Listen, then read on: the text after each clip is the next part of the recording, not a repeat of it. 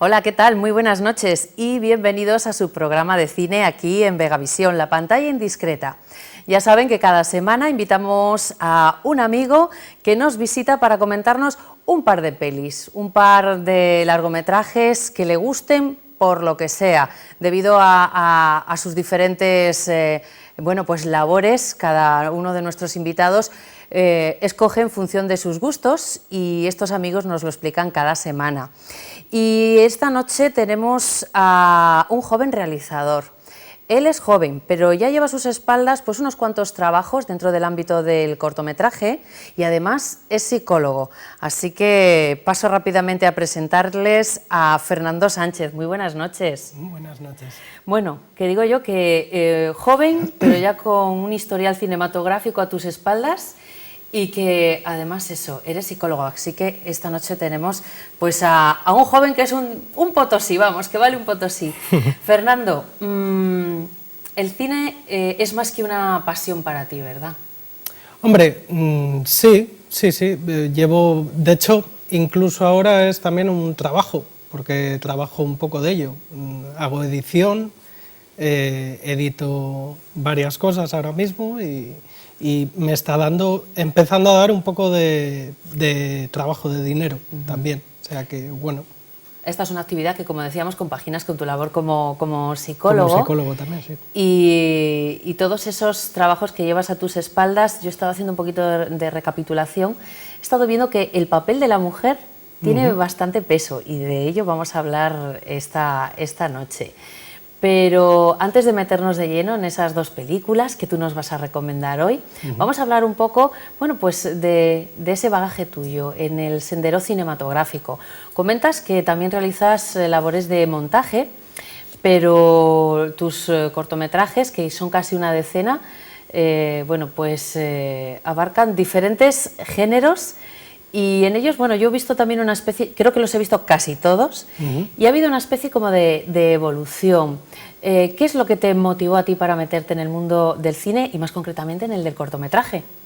Pues desde pequeño siempre he visto muchas películas, porque soy hijo de dos cinéfilos empedernidos, cada uno a su manera además, y me lo metieron mucho, ¿no?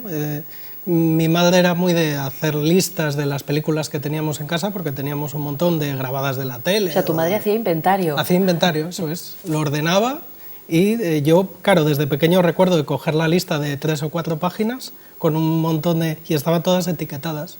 Y de ponerme a ver una tarde, pues 3 pelis, por ejemplo, seguidas. Eso por un lado. Y luego, por otro lado, el hecho de qué había detrás, ¿no? Cómo se hacía, cómo era el proceso. Acabas preguntándote, es un poco como la magia, que también me gustó mucho desde pequeño, ¿no? ¿Dónde está el truco? Y bueno, así nació un poco el querer hacer películas, cortometrajes de momento. ¿Tienes algún actor, algún realizador, realizadora, actriz, que sean un poco referente para ti? Pues, hombre, me cuesta mucho responder a esta pregunta. Es difícil escoger, ¿verdad? Sí, es como lo de las hay tantos y tan buenos. Es como lo de las dos películas. Cuando me lo dijiste me costó un poco porque, claro, la gente ya se queda, ¿no? Son estas dos pelis y ¿por qué no otras dos, no? Pero bueno, yo como realizador siempre menciono a dos que me gustan mucho. Uno de ellos es uno de los escogidos hoy, ¿no? Que es Steven Spielberg. Porque yo creo que combina muy bien lo que es un director-autor por el tipo de cine que hace y también el hecho de que hace películas que consiguen llegar a mucha gente, que yo creo que eso es muy importante, ¿no? El cine comercial. Y de calidad, ¿verdad? Qué difícil es a veces eso, encontrar ese claro, equilibrio. Sí, es muy complicado y él lo consigue, por eso mismo siempre me gustó mucho. Estoy de acuerdo contigo. Y luego también Stanley Kubrick, es un director que hoy no he escogido una de sus pelis, pero bueno, es un director que a mí desde pequeño también siempre me atrajo mucho, sobre todo por cómo hacía las películas, cómo lo tenía todo muy pensado. Bueno, se dice de él que era como muy obsesivo, ¿no? Demasiado exigente. No sé si verdaderamente eso era así o se convirtió en una leyenda urbana, ¿no? Supongo que un poco las dos cosas, ¿no? Era exigente, pero quizás no tanto como cuenta la leyenda, me imagino. Bueno, decíamos que Fernando tiene casi pues 10 cortometrajes a sus espaldas y has rodado todos estos trabajos de una manera ininterrumpida, porque tú, bueno, pues has realizado tus estudios de psicología, has sacado adelante tu carrera, ahora ya estás estabilizado con tu propia consulta aquí en Torrelavega, pero durante todos estos años tú has mantenido un ritmo de rodaje constante. ¿Es algo que te has autoimpuesto como una especie de disciplina, por así decirlo? Pues la autoimposición me la estoy haciendo un poco ahora, porque antes salía un poco más solo, sobre todo cuando estaba estudiando. Era como salía casi cada verano, era el hacer un cortometraje, juntar a gente y rodarlo, se convirtió casi como en una costumbre. Pero ahora sí que me cuesta un poco más, porque ya quieres hacerlo de otra manera, quieres innovar en algún aspecto, ¿no? Que lo rebuscas un poco. Y entonces ahora sí que me estoy intentando imponer el tener cierta regularidad para no dejarlo. Entre todos esos cortometrajes, bueno, pues hay algunos como Ángela, hay Pavlova, Los particulares, La tarta, no lo he dicho en orden cronológico, pero bueno, son algunos de tus trabajos. Y como decía antes, en ellos hay un gran peso de los personajes femeninos. ¿Por qué? Bueno, es un tema que a mí siempre me ha resultado muy interesante y que además lo he bebido mucho del propio cine. Yo recuerdo, por ejemplo, películas, siempre suelo comentarlo cuando sale este tema con alguien, ¿no? Películas de Bergman, que era un autor, un director que para la época en la que vivió respetaba profundamente a la mujer, al mundo femenino y todo lo que significaba, ¿no? Y eso yo creo que me marcó mucho. Y ahí salió un poco también la idea sobre todo de Ángela, del cortometraje, ¿no? Que todo fueran mujeres, que se hablara un poco de la problemática de la mujer, incluso la propia industria, ¿no? Donde, bueno, hoy en día menos, yo creo que va mejor, pero sí que durante mucho tiempo estaba, sobre todo las directoras, como eran, bueno, aún siguen siendo una minoría, ¿no? Sí. Pero un poco ver eso, el por qué ocurre eso, el por qué me resulta interesante. También como hombre, quizás si fuera mujer me pasaría al revés, ¿no? Tendrías más curiosidad por lo opuesto, una ¿no? cuestión también de desconocimiento, de no poder vivirlo directamente. Y todos estos cortometrajes pues te han dado muchas satisfacciones porque algunos de ellos pues también han tenido su reconocimiento y sus galardones. Sí, sí. Hombre, intento recordar cuáles... Ya han viajado mucho, perdona. Han viajado también, sí, sí. Sobre todo en Sudamérica, en México, ha habido ahí varias selecciones. Sobre todo de Ay Pavlova, que es algo que me sorprendió. Pero yo recuerdo un premio en el Festival de Piélagos en Corto de aquí de Cantabria, Ay Pavlova, precisamente, y que no pude recogerlo, porque estaba en Galicia, estaba en el acto de licenciatura de la carrera, claro, no pude, además presentándolo. Pues mira qué regalo, ¿no?, de fin de carrera. Sí, aquel día fue, vamos, impresionante, sí. Bueno, pues volviendo a ese universo femenino, una de las películas que has escogido hoy, bueno, pues tiene ese cariz tan femenino. Luego, la siguiente película que nos va a presentar Fernando no tiene nada que ver, porque has escogido dos títulos pues muy diferentes entre sí, con dos directores, has desvelado uno de ellos, Spielberg, también muy diferentes. Así que revélanos cuáles son esos dos títulos y por qué los has escogido. Pues uno de ellos es Belle de Jour, Bella de Día, ¿no?, de Luis Buñuel, y el otro es E.T., de Steven Spielberg. Y bueno, voy a empezar por el último. Venga. E.T. es una película que desde pequeño me fascinó y todavía me sigue fascinando porque cada vez que la veo, la he visto ya un montón de veces, ya no sé cuántas, siempre veo cosas nuevas y me resultó muy curioso hace pocos años darme cuenta de que cuando era pequeño la veía de una forma y ahora de adulto la veo de otra muy distinta, ¿no? Pero sigue teniendo sentido, ¿no? Es como, está contándote cosas distintas, pero sigue siendo buena, ¿no? Es un poco difícil. Envejece bien. Envejece muy bien, una película que envejece muy bien. Y yo muchas veces he dicho que es la mejor de Spielberg, todavía lo sigo manteniendo. ¿Sí? Sí, sí. Siempre me dicen, ¿no?, La lista de Schindler, que también me gusta mucho, y es una película muy buena. Pero a día de hoy mantienes que para ti la mejor es Yo creo E.T. que sí, sí, sí. Por cómo está hecha, por cómo utiliza, bueno, ya me pongo en plan director, ¿no?, de los planos que utiliza y el significado que tiene la propia película. También a nivel psicológico, lo que te está contando, que es para mí muy importante, muy educativo. Y yo sigo pensando que es la mejor. Digo de momento porque a lo mejor el día de mañana nos hace otra que... Nos deja con la boca abierta, claro. Y dices, bueno, pues... ¿Quién sabe? Cambio de idea y resulta que la última de Spielberg es la mejor de toda su carrera. ¿Quién sabe? Eso nunca... ¿Y Belle de Jour, de Luis Buñuel? Pues esa la he escogido por... Bueno, la vi hace poco, la vi con mi chica, que fue la que me la recomendó, ella, que también es muy cinéfila, también le gusta mucho el cine, y me gustó mucho. Bueno, Luis Buñuel es un director que me gusta, ya he visto varias de sus películas, aparte es de aquí, español, con lo cual, bueno, hay que defender también un poco lo de aquí, ¿no?, que aquí se hace muy buen cine, aunque él lo dirigía fuera porque estaba en el exilio. Sí.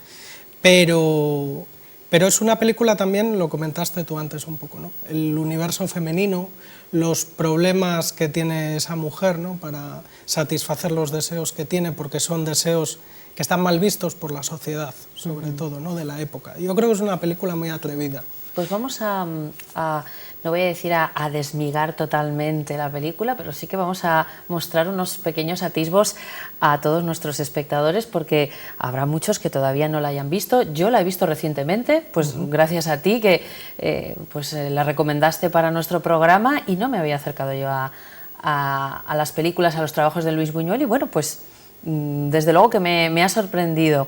Así que vamos a hacer esa pequeña presentación que solemos realizar con todas las películas que presentamos aquí en la pantalla indiscreta.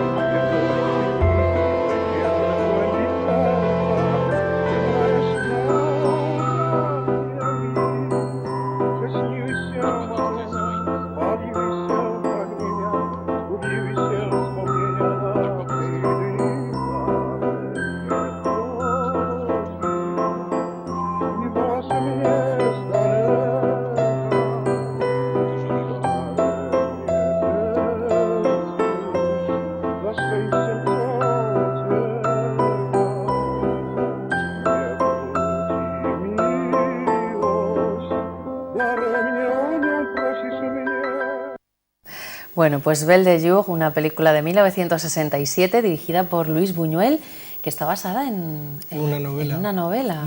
¿Has tenido ocasión de poder leerla? No. Vale, no, yo tampoco, yo tampoco. Bueno, pues un universo femenino un tanto especial, ¿verdad? Además, yo creo que en la época en la que se rodó esta peli también tuvo sus controversias y levantó un poquito, pues no te voy a decir, no sé si ampollas, pero un poquito de revuelo sí que armó, ¿verdad? Sí, claro. Luis Buñuel era un director muy político, además, ¿no?, y siempre se nota mucho, que es algo que a mí particularmente me gusta mucho, de su estilo, ese odio hacia la burguesía, hacia lo establecido, ¿no?, hacia el matrimonio, por ejemplo, en este caso, aunque no están casados los dos personajes, pero bueno, lo van a estar, es la idea, hacia los convencionalismos de la sociedad, que era algo que a él le gustaba criticar y yo creo que en sus películas lo hace maravillosamente bien. Pues vamos a adentrarnos, si te parece, un poquito más en el universo femenino, en este caso de la protagonista, Séverine, encarnada por Catherine Deneuve, con un primer fragmento de Belle de Jour.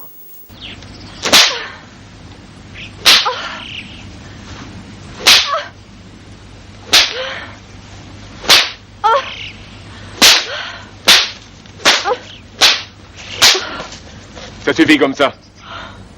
Elle est à vous maintenant. Pierre, je t'aime. Allez-y.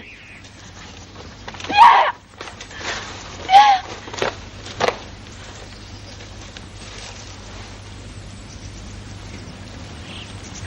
À quoi penses-tu, Séverine? À quoi penses-tu? Je pensais à toi, à nous deux. Nous nous promenions ensemble dans un landau. Toujours le landau?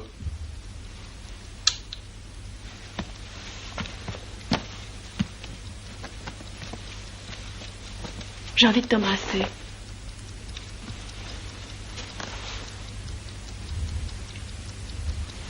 Demain, tu te lèves de bonne heure. Pourquoi? Pour préparer les bagages. Nous partons? Oui. Où ça? C'est ma surprise pour notre anniversaire de mariage. Puisque notre bonheur est déjà vieux d'1 an. Et que le soleil d'antan. Et l'hôpital? Je veux l'oublier pendant quelques jours. Ne penser qu'à toi.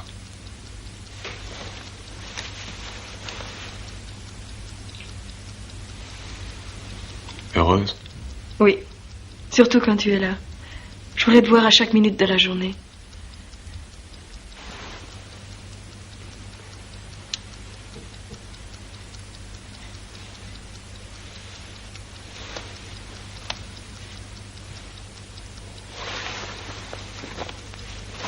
Non, je t'en prie.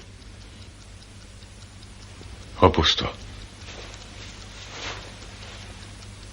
Bonsoir. Bueno, pues aquí se da la situación de que se encuentran dos mundos, ¿no? Por un lado el onírico, esas fantasías que ella tiene, y luego la realidad, ¿no? Esa realidad burguesa a la que tú antes aludías. Háblanos un poquitín del argumento de esta película. Pues me resulta muy interesante cómo Buñuel, de una forma con mucha maestría, te habla por un lado de manera muy diferenciada de eso, del mundo de la fantasía que tiene ella, ¿no? Esas fantasías de contenido muy sexual, y luego la vida real, que es tremendamente aburrida, ¿no? Y de hecho se remarca mucho. Y como ella al final acaba pasando al mundo de la fantasía, ¿no? Y lo convierte en realidad, y cómo ese mundo acaba agrediendo a la realidad también, ¿no? Al final de la película. A mí me resulta un planteamiento muy interesante, también desde un punto de vista psicológico. O sea, es una de las razones por las que la escogí también, ¿no? Es una película que te habla un poco de, bueno, ese mundo de fantasía que todos tenemos, de una forma o de otra, y cómo a veces ese mundo de fantasía se inmiscuye en el mundo de la realidad, ¿no? Y provoca también la realidad. Es muy interesante. Porque a veces las fantasías se quedan en eso, o tienen que quedarse en eso, ¿no? Porque no siempre... tú ahora mismo me vas a contestar que para eso eres el experto, ¿no? A veces cuando las personas tenemos fantasías, en este caso la protagonista tiene fantasías de índole sexual, pero bueno, hay fantasías de todo tipo. No siempre es algo que uno quiera que se convierta en realidad, ¿no? Que sí, claro. A veces preferimos que se queden ahí en fantasías. Sí, por supuesto, tenemos fantasías de todo tipo, de toda índole, y hay algunas que somos conscientes de que son solo fantasías y no se van a hacer realidad. Y tampoco hay mucho problema, ¿no? De hecho, uno de los problemas que tiene mucha gente mucha gente que tienen algunas personas, es tener algunas fantasías que quieren que sean realidad, pero que son o difíciles de hacer o incluso son ilegales en algunos casos, o pueden transgredir a otras personas, ¿no? Eso ya puede ser problemático. Pero sí, o sea, es como los pensamientos, al día tenemos un montón de pensamientos, cientos se podría decir, o miles incluso, y la mayoría se quedan en pensamientos solo, y ya está, no hay ningún problema. Es lo que le pasa un poco entonces a esta protagonista, ¿no? A Séverine. Ella tiene sus fantasías y de alguna manera, como tú bien decías antes, cuando esas fantasías se convierten en realidad es cuando chocan con su vida, ¿no? Real. No es que sean unas fantasías que, bueno, ha llevado a cabo y dice, y eso de entrada la satisfacen, sino que de momento chocan, ¿no? Sí, sí, sí.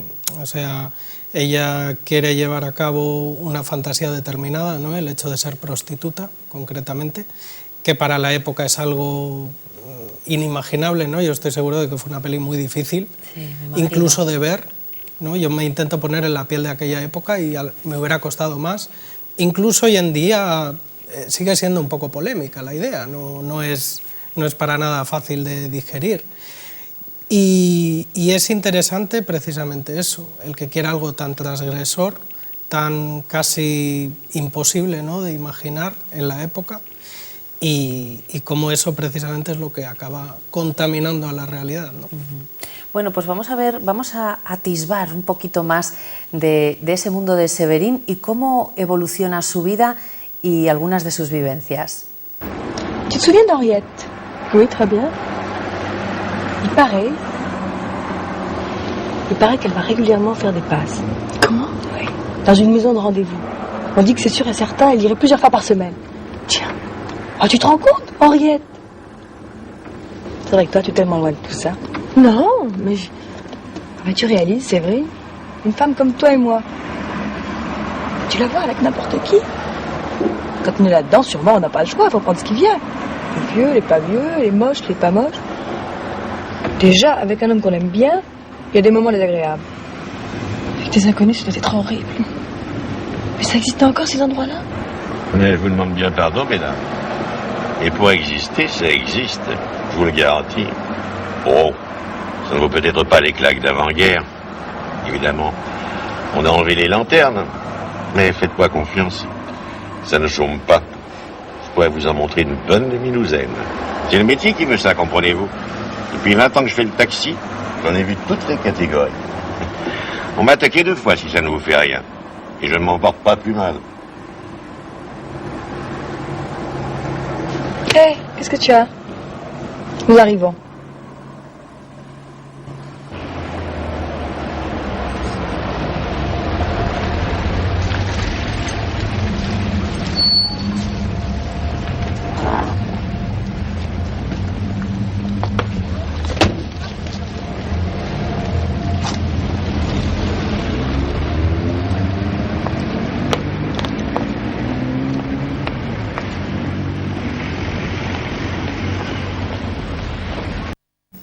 Bueno, pues este es el momento en el que Séverine recibe una noticia y se da cuenta de esa otra realidad, que es eso, realidad dentro de su mundo, ¿no?, burgués, acomodado, y es el momento en que ella queda choqueada, en donde sus bases, la vida tal y como la conoce, se remueven un poquito, ¿no?, y ve que hay esa realidad paralela, incluso en mujeres iguales a ella, de su mismo entorno, que llevan esa otra vida que de entrada como que la crea algo de repulsión, pero que al mismo tiempo la atrae.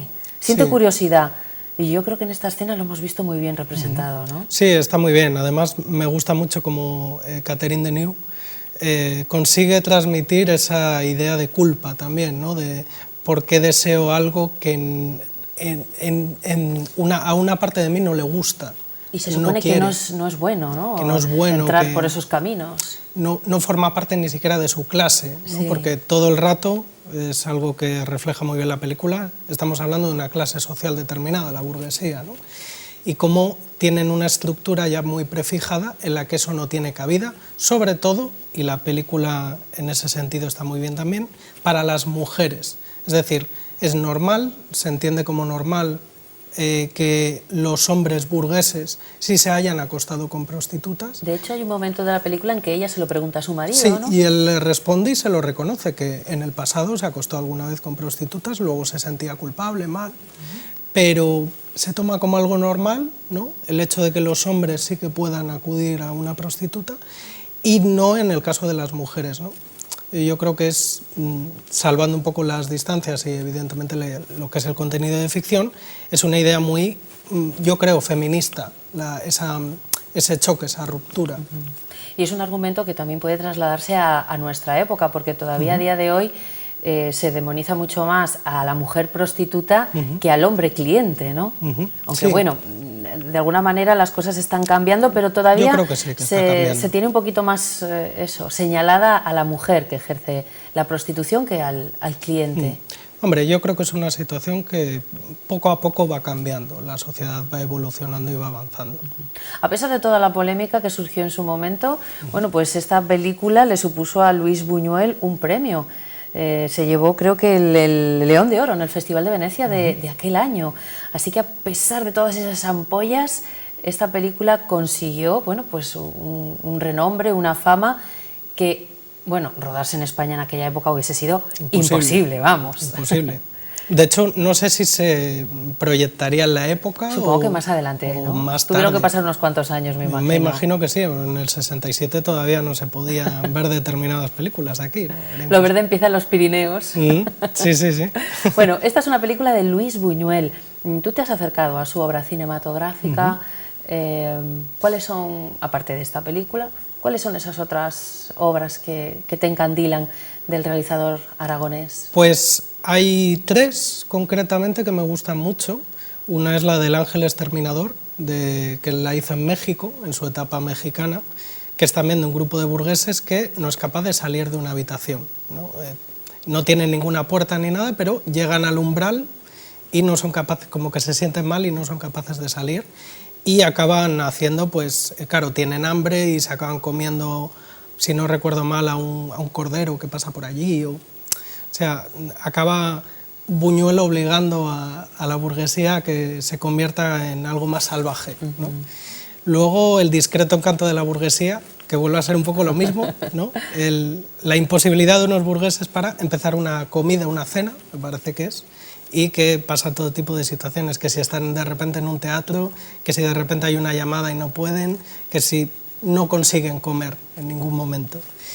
Y luego la de Ese oscuro objeto de deseo, que es también una película, yo creo que de hecho fue la primera que vi, siendo joven, o sea, tenía, no sé si 15, 16 años, fue la primera que vi y me impactó mucho. ¿Es la que está protagonizada por Fernando Rey? Fernando Rey, eso es. Sí, sí, porque... y Ángela Molina. Ajá, una jovencita, Ángela Molina. Luis Buñuel, a pesar de que ya aquí en España llevaba realizadas bastantes películas, tuvo que salir fuera, tuvo que exiliarse, ¿no? Debido a ese tipo de cine, su ideología, Claro. sus pensamientos políticos, ¿no? Y sociales, Sí. y tuvo que exiliarse en Francia y en México, pero aún así la presencia española, pues de una manera u otra estaba presente en sus películas, ¿no? Con diversos actores. Sí, de hecho en Belle de Jour está también Francisco Rabal, ¿no? Sí, que bueno, tiene un francés un tanto sui generis, ¿no? Nos choca siempre un poquito ver a Paco Rabanne hablando en francés, pero bueno, haciendo de español, en definitiva. Y sí, luego Fernando Rey, que a mí es un actor que siempre me ha encantado. Me acuerdo de la película esta de French Connection, que es americana, la de Contra el Imperio de la Droga, creo que se tituló aquí, y que él es el malo, ¿no? Y que además es curioso porque es el malo por equivocación. O sea, el director William Friedkin dijo que se había fijado en un actor de una película de Buñuel, precisamente, y se refería a Francisco Rabal, no a Fernando Rey. Y el de casting, creo que la historia era así, se equivocó y cogió a Fernando Rey y le acabó gustando más. Bueno. O sea, fue una equivocación acertada. Curiosidades del cine que siempre nos gusta conocer aquí en la pantalla indiscreta. Bueno, pues tenemos que irnos a la publicidad, Fernando, pero si te parece, para cerrar el círculo de Belle de Jour y dejar a los telespectadores pues con la miel en los labios, ¿te parece que veamos un tercer fragmento? Perfecto. Que además, bueno, pues van a ver un poquito hacia dónde se encaminan los pasos de Severín en esta historia, pero no les contamos el final, Les recomendamos, por supuesto, que la vean. Vamos a ver este tercer fragmento, vamos a publicidad y no se vayan porque enseguida volvemos con ustedes.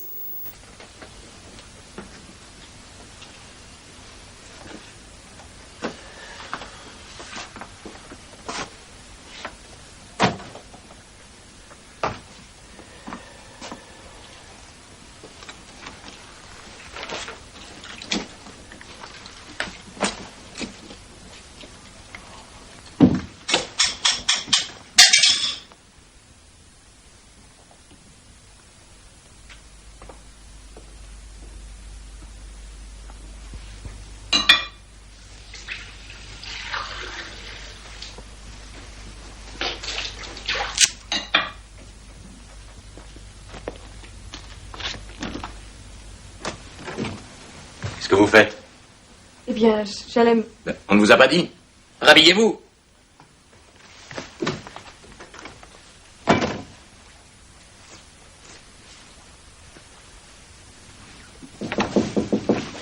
Entrez.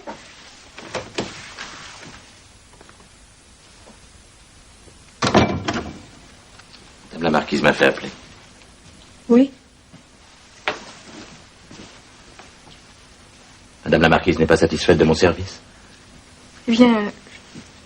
Non, en effet. Non.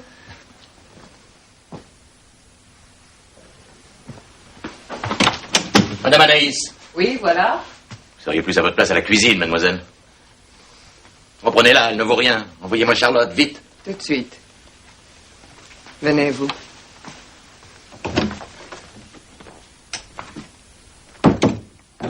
Charlotte? Oui, Charlotte, allez voir le professeur tout de suite. une seconde, madame, je finis de me déshabiller. Entrez ici. Tout de même pas sorcier.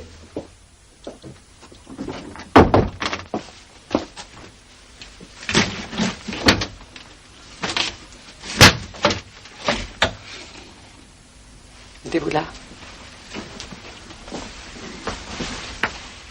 Regardez bien comment fait Charlotte.